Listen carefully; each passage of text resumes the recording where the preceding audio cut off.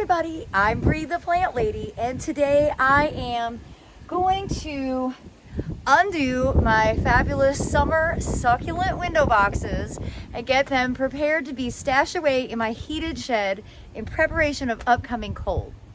Now today we are having like super weird tropical weather, hurricane Nicole is kind of blowing up through. We had a lot of rain overnight and this morning.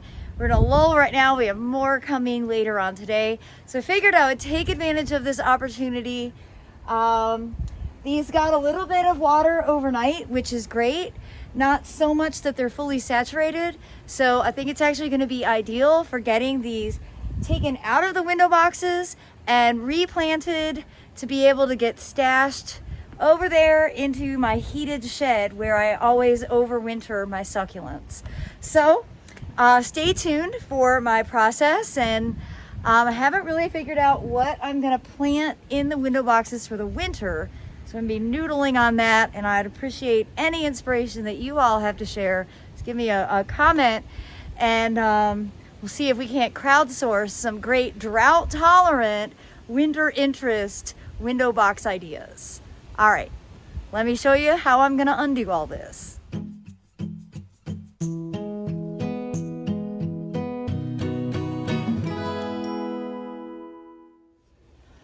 So it's super windy, so I couldn't do a normal video undoing that window box, and it's crazy hot. Like, I had to put on a sundress and I'm sweating. Anyhow, I wanted to show you behind the scenes in my shed as I'm getting it loaded for the winter season. And these are, I've got two grow lights right now. These are both from Norb lighting, and honestly, these are my favorite grow lights of all time. And I've had these now at least 4 years. And they're on a timer, so it basically, I think I have it turning on around 4 o'clock in the afternoon and staying on until midnight so that these plants get, you know, some serious direct light. I have a couple more light bulbs. I'm going to do another video on sort of setting up a grow light area, but I need to get more lamps to actually plug the light bulbs into. So that'll be coming up, because basically this whole week as I prepare for our first frost, I'm just going to be giving you video tips on, you know, ways to overwinter some of the plants that you may be emotionally connected to, like I am with these succulents, many of which I have been growing for, you know, more than a decade. And they're too big to bring inside. I don't have a very big house, and they will make a mess, and I don't want to do that to myself. I'm planning to overwinter all of the mangaves in the next door house because they're neater and tidier, and I'm also going to be adding grow lights to help facilitate them growing. However, I've got the house occupied for the next few weeks, so I can't actually do that until the house is empty. But I just thought this would be sort of helpful for all of you. This shed is heated and cooled. Like we just added a vent when we got in a new air conditioning system a few years ago, and it's made a world of difference, not only for overwintering plants but also for the functionality of the refrigerator and freezer that is stored out here.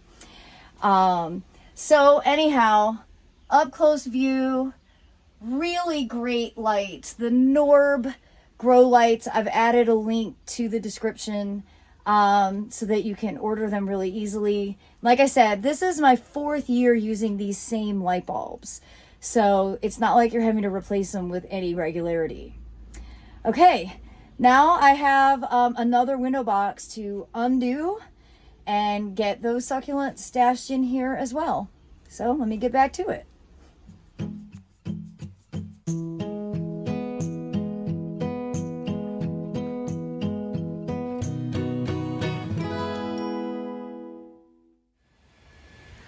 All right, so all the succulents from both window boxes are potted and stashed away safely.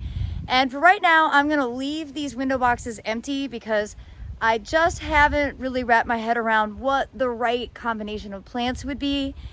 And if planting something is even the logical decision, I do not water these, period. In the summer, This one gets irrigated when I have like a sprinkler sitting out here.